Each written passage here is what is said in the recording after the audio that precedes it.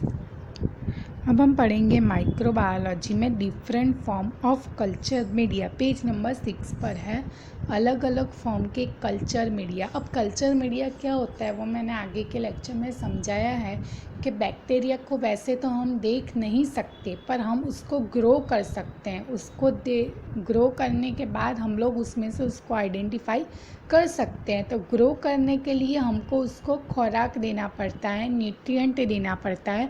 तो वो सारे न्यूट्रिएंट को मिलाकर हम एक प्लेट बनाते हैं जिसके अंदर हम बैक्टीरिया को ग्रो करवाते हैं। तो वो प्लेट का नाम या तो वो बनाते हैं उसको हम बोलते हैं कल्चर मीडिया। तो वो 3 टाइप के होते हैं। पहले होते हैं सॉलिड, दूसरा होता है सेमी सॉलिड, तीसरा होता है फ्लूइड। सॉलिड मतलब कि जो घनता वाला घन होता है, मतलब कि जो सॉलिड मटेरियल है कि जिसके अंदर लिक्विड ज़रा भी ना हो, उसको बोलते हैं हम लोग सॉलिड। जिसको बनाएंगे पेट्री डिश में, डिश जैसा आकार का होता है उसमें, या तो टेस्ट ट्यूब में बनाएंगे, उसमें माइक्रो ऑर्गेनिज्म ग्रो होंगे और कॉलोनी बनाएंगे अपनी। माइक्रो ऑर्गेनिज्म जो ग्रो होते हैं वो छोटी छोटे दाने के जैसे अंतर में ग्रो होते हैं, उसको बोलते हैं कॉलोनी। सेमी सॉलिड मतलब कि सॉलिड प्लस लिक्विड, इसको बोलते हैं सेमी सॉलिड, मतलब कि पूरा सॉलिड ना हो। तो इसमें हम सॉलिड के तरीके से अगार को ऐड करेंगे प्लस फ्लूइड थोड़ा ऐड करेंगे, और इसको हम मेनली कहाँ यूज़ करते हैं, ट्रांसपोर्ट मीडिया में। फ्लूइड कल्चर जो जिसमें सॉलिड ना हो, वो कल्चर सिर्फ लिक्विड वाला ही होता है, उसको हम किस में यूज़ करेंगे, बायोकेमिकल टेस्टिंग मीडिया में, ब्लड कल्चर में। अब कल्चर मेथड में क्या है, कल्चर हम कैसे कर सकते हैं, तो हम जो ऑर्गेनिज्म, जैसे कि हमारे पास कोई भी सैंपल आता है तो उसको सैंपल को हम क्या करेंगे, ये जो कल्चर मीडिया हमने बनाया है उसके अंदर स्टिक करेंगे मतलब उसके अंदर इनोक्यूलेट करेंगे।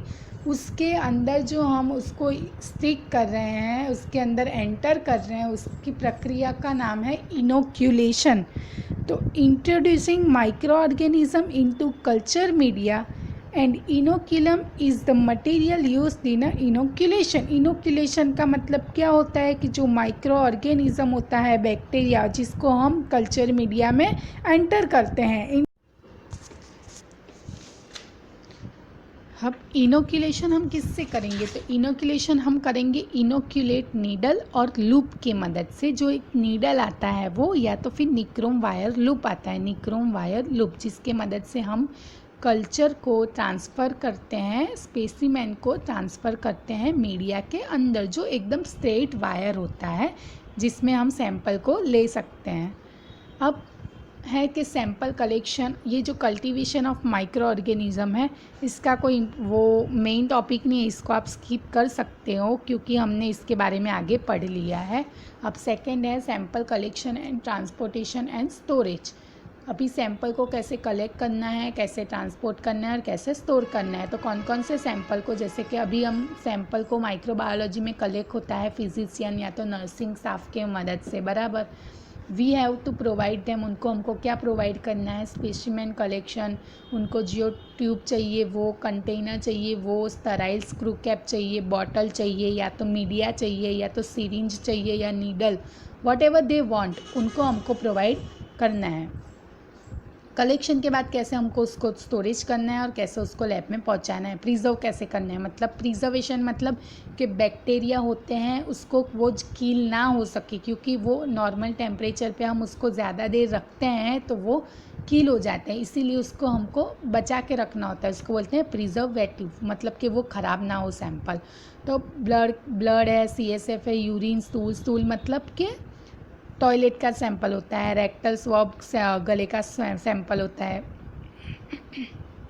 अपर रेस्पिरेटरी ट्रैक्ट का इन्फेक्शन, गले का, नोज़ का, थ्रोट का, ईयर का, वो सब का सैंपल होगा, रेक्टल स्वॉब होगा।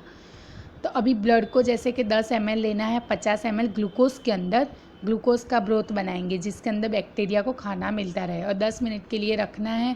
प्रिजर्वेटिव्स कौन सा है, एसीटेट और रिपेरिन, अर्लीस्ट पॉसिबल ट्रांसपोर्ट कर देना है, मतलब जल्दी पहुंचा देना है। और इंक्यूबेशन मतलब कितने घंटे रखना, कितने टेम्परेचर पे रखना है उसको, 37 डिग्री पर। CSF को भी 5 से 10 ml लेना है 2 ट्यूब के अंदर, और उसको कैसे लिया जाता है, एस्पायरेट किया जाता है, मतलब कि उसको खींचा जाता है, वो भी एक सिरिंज नीडल की मदद से, वो भी लंबर पंचर के थ्रू जो डॉक्टर करते हैं। उसको भी अर्लीस्ट पॉसिबल उसको पहुंचाया जाएगा विदिन 2 आवर्स के अंदर।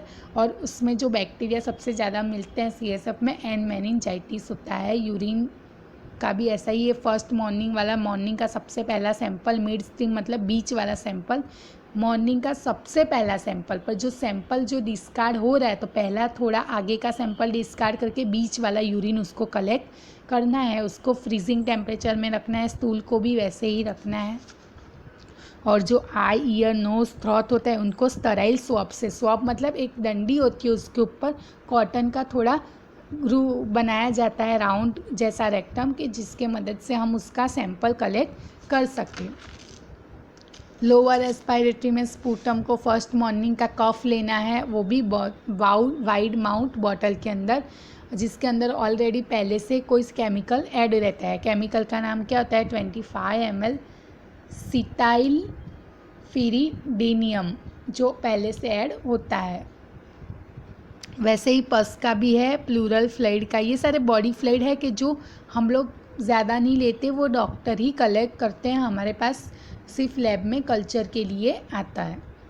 अब ग्राम्स, अभी हम इसके आगे पढ़ेंगे कि सैंपल तो हमने कलेक्ट कर लिया, पर उसके बाद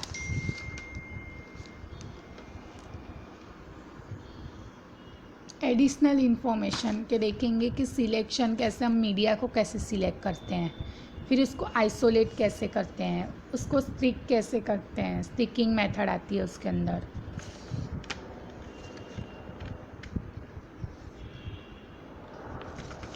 तो अभी मीडिया का सिलेक्शन कैसे होगा कि ब्लड अगार होता है, मैकोंकी अगार होता है, ये सब हमने आगे पढ़ा। न्यूट्रिएंट अगार होगा।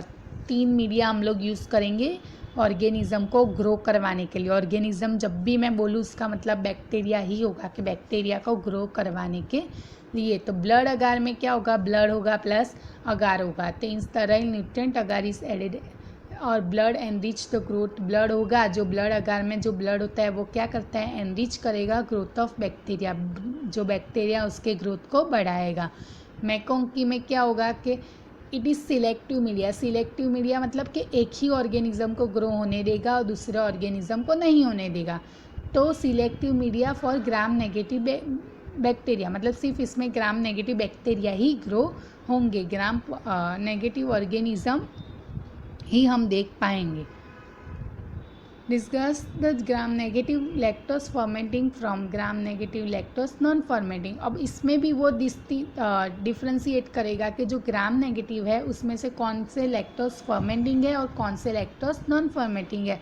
लैक्टोज फर्मेंटिंग मतलब कि जो लैक्टोज जो शुगर है उसको कौन खाता है, और जो नॉन फर्मेंटिंग मतलब कौन उसका यूज़ नहीं, कौन से बैक्टीरिया उसको यूज़ नहीं करते। तो अभी जो लैक्टोज फर्मेंट बैक्टीरिया होंगे वो कौन से कलर के दिखेंगे? पिंक कलर के। और जो लैक्टोज को नहीं खाएंगे, उसका यूज़ नहीं करेंगे, वो येलो कलर के दिखेंगे या कलरलेस होंगे। न्यूट्रिएंट अगार में भी प्रॉपर यही सेंसिटिविटी न्यूट्रिएंट अगार का यूज़ होगा। आइसोलेशन ऑफ बैक्टीरिया और sticking the specimen on a plate. अब हमने जो आइसोलेट किया है और स्टिक किया है, तो उसमें उसके बाद क्या है कि हम उसका बैक्टीरिया को क्या करेंगे? ग्राम स्टेन करेंगे या तो AFB स्टेन करेंगे। इसके बारे में मैं आपको बाद में पढ़ाऊँगी, ग्राम स्टेन और AFB। हमने जब बैक्टीरिया को ग्रो करवा दिया, दूसरे दिन हम प्लेट को देखेंगे तो हमको कॉलोनी दिखेगी जिसमें बैक्टीरिया ग्रो हुए दिखेंगे। अब स्टिक कैसे करना है? तो स्टिक हमको करना है निक्रोम वायर लूप की मदद से। बर्नर यूज़ होगा और कॉटन यूज़ होगा।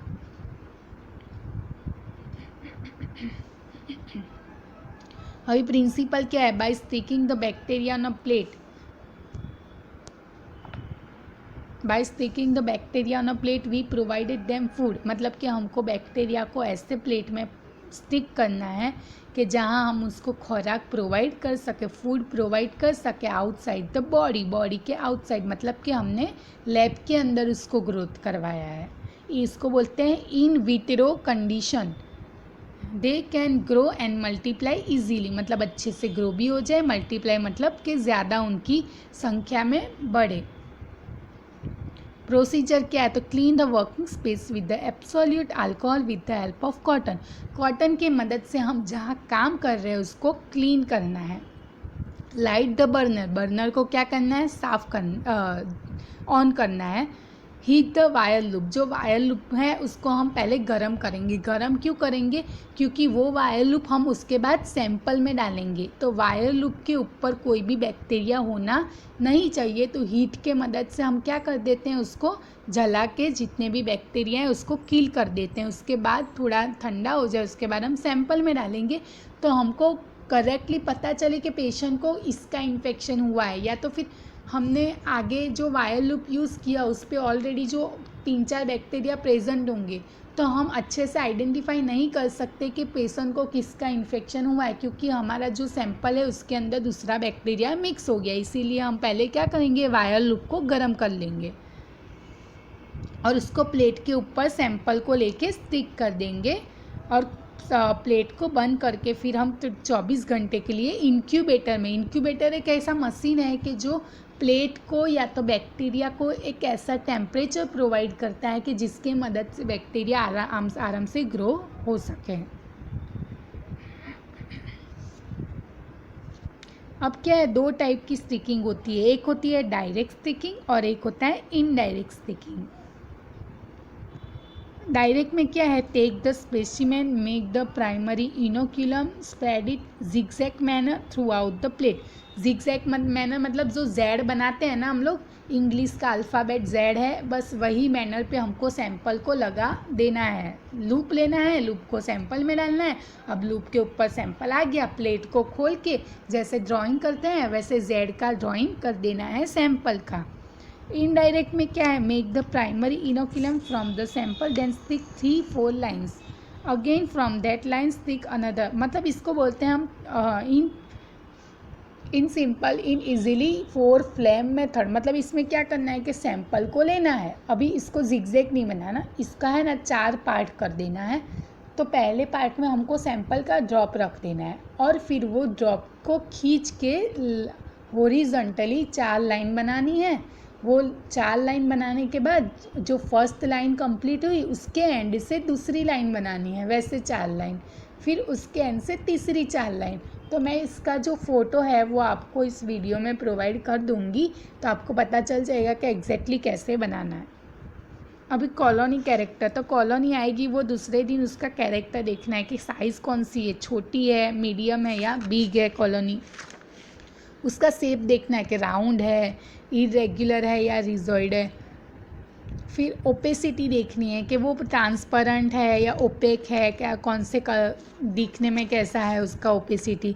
टेक्सचर देखना है, सरफेस देखना है कि जो कॉलोनी है उसके ऊपर की सरफेस स्मूथ है, ड्राई है, प्लेन है, वेरी है, ग्लिसनिंग है, वो सारी चीज़ें आपको नोटिस करनी है। कलर देखना है, वाइट कलर की कॉलोनी है, कलरलेस है, येलो है, पिंक है, ब्लूइश है। एज देखनी है कि उसकी एज कलर तो नहीं है, एंटायर है, कौन सी है। एलिवेशन देखना है, कनकेव है, फ्लैट है, कैसी है, और मार्जिन देखनी है उसकी। अब कॉलोनी ग्रोथ स्टडी के बारे में हम स्टडी करेंगे कि उसकी ग्रोथ स्टडी कैसे हम करते हैं। तो उसको एक्चुअल काउंट करेंगे हम लोग, कॉलोनी को काउंट करेंगे कि कितनी कॉलोनी ग्रो हुई, इसको बोलेंगे वायबल काउंट। और काउंट बाय एक्सप्रेशन, तो mild, moderate, profuse, over growth, इसमें क्या कहेंगे कि बहुत कम हो तो +1 देंगे, बीच का हो तो +2 देंगे, प्रोफ्यूज हो मतलब कि उससे थोड़ा ज़्यादा हो तो 3 देंगे, ओवर ग्रोथ बहुत सारी कॉलोनी है तो उसको +4 देंगे। अभी क्या है, प्रिपरेशन ऑफ बैक्टीरियल सस्पेंसन, कि बैक्टीरियल सस्पेंसन कैसे बनाया जाता है। कि अभी जैसे कि हमारे पास कॉलोनी आ गई, अभी कॉलोनी को हम क्या करेंगे, जो अच्छी कॉलोनी हो, जिसके आजू बाजू कुछ गंदगी ना हो या तो फिर कुछ कंटामिनेशन ना हो, तो उस कॉलोनी को उठा के हम एक लिक्विड में डाल देंगे और वो लिक्विड को हिला के फिर हम उसकी सेंसिटिविटी करेंगे। सेंसिटिविटी का मतलब क्या होता है कि लैब में, माइक्रोबायोलॉजी लैब में बहुत सारे सैंपल आते हैं जिसकी सेंसिटिविटी की टेस्टिंग होती है। एंटीबायोटिक सेंसिटिविटी मतलब वो बैक्टीरिया कौन से दवाई से, कौन से एंटीबायोटिक से सेंसिटिव है, तो वो हम चेक करते हैं। तो वो बैक्टीरिया को ले लेंगे और उसको फिर से दूसरी प्लेट पे लगा देंगे और उसके ऊपर हम लोग एंटीबायोटिक रख देंगे और उसको तीसरे दिन देखेंगे। अगर वो बैक्टीरिया उस एंटीबायोटिक, वो दवाई से सेंसिटिव होगा तो वो कील हो जाएगा। कील होगा मतलब वो एक पतला सा जोन बनाएगा, क्लियर जोन, क्योंकि वो कील हो चुका है। पर अगर उस दवाई से उसको कोई भी फ़र्क ना पड़ा तो क्लियर जोन दिखने में नहीं मिलेगा। तो अभी सस्पेंशन कैसे बनाना है, तो after the colony growth study one has inoculate the colony in suspension. Inoculate मतलब एक कॉलोनी को उठा के सस्पेंशन में डाल देना है। वो सस्पेंशन कौन सा है, लिक्विड मीडिया है।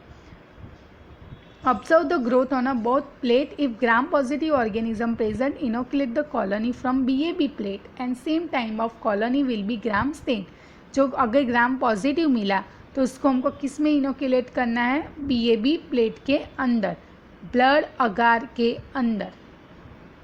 Generally in urine sample inoculate from the Mac, और यूरिन होता है उसको हम किस पे करते हैं, मैक के ऊपर। मैक का फुल फॉर्म है मैकोंकी अगार। अब क्या है, बैक्टीरियल सस्पेंशन तो हमने बना दिया। रिक्वायरमेंट क्या चाहिए, nichrome wire, burner, slide, cotton, test tube rack और इंक्यूबेटर। प्रिंसिपल भी वही है।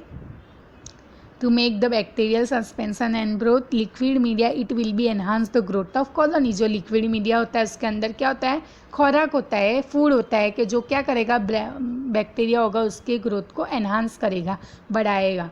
प्रोसीजर क्या है, क्लीन द वर्किंग एरिया, जो हम जहाँ काम करते हैं उसको अल्कोहल से साफ़ कर लो, light the burner.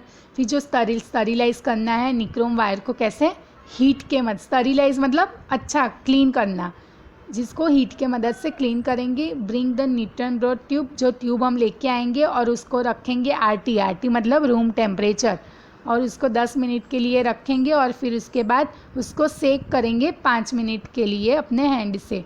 Open the growth plate near the burner, जो है प्लेट उसको बर्नर के नज़दीक ही खोलना है। क्यों, क्योंकि बर्नर में क्या होता है, फायर होता है। फायर के आजू बाजू का एनवायरनमेंट एंटी बैक्टीरियल होता है, क्योंकि वो बैक्टीरिया फ्री होता है एनवायरनमेंट, इसीलिए हम लोग फायर के बर्नर के आजू बाजू ही अपने प्लेट को खोलेंगे और उसमें इनोक्यूलेट करेंगे हमारा जो ऑर्गेनिज़म है, वो जो कॉलोनी हमने ली है वो, उसको किस में डाल देंगे हम लोग, जो टेस्ट ट्यूब के अंदर हमने लिक्विड ब्रोथ लिया है वो।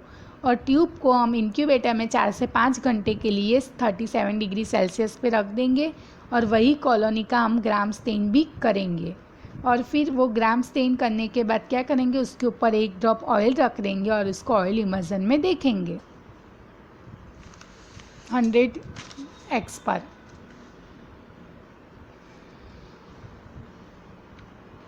अभी क्या है, तो perform the antimicrobial sensitivity test of sample. अभी एंटी माइक्रोबियल सेंसिटिविटी मतलब कि मैंने बताया अभी कि आप लोग एंटीबायोटिक सेंसिटिविटी में पढ़ेंगे कि बैक्टीरिया कितना सेंसिटिव है एंटीबायोटिक से।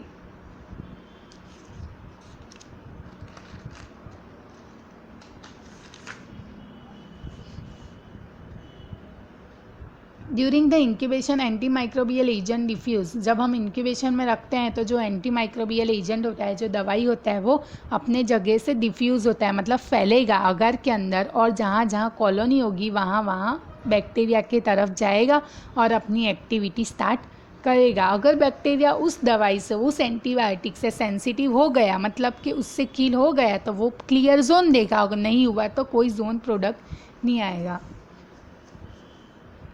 इसमें भी ऊपर की जो प्रोसीजर है वो सेम ही है। क्लीन करना है, सरफेस को बनना स्टार्ट करना है, फिर स्टराइल स्वॉब के मदद से बैक्टीरिया जो हमने ट्यूब में बनाया है, जो हमने इंक्यूबेटर में 3 से 4 घंटे के लिए रखा था, उसको लेके उसके अंदर स्वॉब मतलब कॉटन वाला स्वॉब होगा, उसको थोड़ा डीप करके फिर हम प्लेट पे जिगजैग मैनर से उसको स्टिक कर लेंगे। फिर उसके बाद क्या करेंगे, stick the swab all over the surface of medium, पूरे सरफेस पे स्टिक कर देना है, रोटेट करना है 60 डिग्री के 60 डिग्री के वो एंगल पर। Finally pass the swab round the edge of agar surface, के पूरे सरफेस पे जब हो जाए उसके बाद क्या करना है कि उसको थोड़े मिनट के लिए रूम टेम्परेचर पे बंद करके रख देना है। फिर स्टराइल फॉरसेप होता है कि जो एंटीबायोटिक वाली डिश होगी उसको पकड़ेगा, तो वो चिपिया जैसा होता है, तो उसको क्या करना है, अल्कोहल में स्वॉप करके फ्लेम करके फिर एंटीबायोटिक वाली जो बाहर से मंगवाते हैं उसमें अलग अलग तरीके की एंटीबायोटिक लगी होती है, तो वो एंटीबायोटिक वाली डिश को हम क्या कर देंगे, प्लेट के ऊपर रख देंगे। तो वो एंटीबायोटिक डिश के अंदर क्या होगा, दवाई होगी। जो हम कभी हम जाते हैं तो हम बोलते हैं डॉक्टर कि अगर आपको बैक्टीरियल इन्फेक्शन ये हुआ है तो आपको ये दवाई लेनी है, टाइफॉइड हुआ है या कॉलेरा हुआ है, तो ये सब क्या है, बैक्टीरिया है। तो इनके लिए जो दवाई प्रीफर की जाती है वही दवाई किस में आएगी, एंटीबायोटिक डिश में आएगी। तो वो डिश को रखा जाएगा और उसको हमने रख देना है उसको 37 डिग्री सेल्सियस के अंदर 16 to 18 आवर्स के अंदर। दूसरे दिन हम जब वो प्लेट खोलेंगे तो हमको जो दवाई के आजू बाजू क्लियर जोन दिखेगा वो दवाई क्या होगा, उसके लिए इफ़ेक्टिव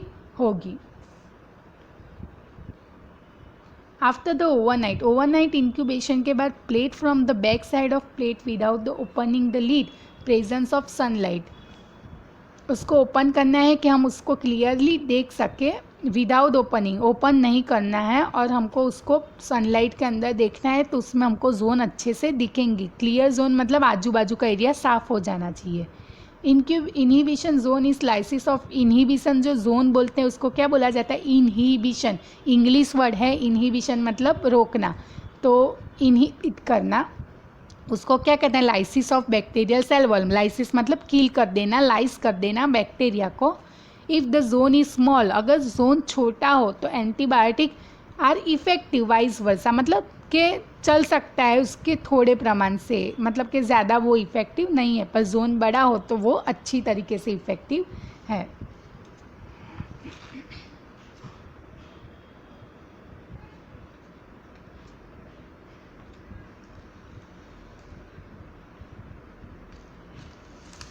अभी क्या जो एंटीबायोटिक की हमने वो टेस्टिंग की तो उसमें है ना, हम 3 तरीके से उसको देते हैं, sensitive, intermediate and resistant. Sensitive S3, S2 and S1। Resistant मतलब S1, intermediate S2, sensitive S3 +3 +2 +1। S1 मतलब कि वो बैक्टीरिया जो दवाई को रेजिस्ट कर रहा है, मतलब को उसको टक्कर दे रहा है, उससे उसको कोई फ़र्क नहीं पड़ रहा है, इसीलिए उसको S1F+1 दिया गया है।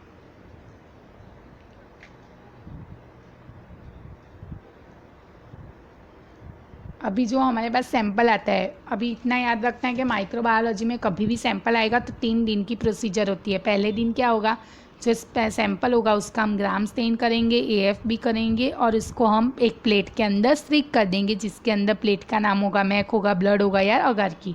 दूसरे दिन वो प्लेट के अंदर ग्रोथ आएगा जिसमें कॉलोनी दिखेगी। वो कॉलोनी को क्या करना है, हम ग्राम स्टेन करेंगे। एक कॉलोनी उठा के स्ट्रिक बना के ग्राम स्टेन करेंगे और उसको सेंसिटिविटी वाले प्लेट में भी लगा देंगे। मतलब कि जो टेस्ट ट्यूब के अंदर हमने कॉलोनी डाल के सस्पेंसन बना के 3 से 5 घंटे जो दूसरे दिन रखा था इंक्यूबेट में, फिर उसका हमने क्या किया, एंटीबायोटिक वाली टेस्ट की और उसको भी रख देना है। फिर तीसरे दिन हमको सेंसिटिविटी ग्राम स्टेन का रिपोर्ट बना के दे देना है।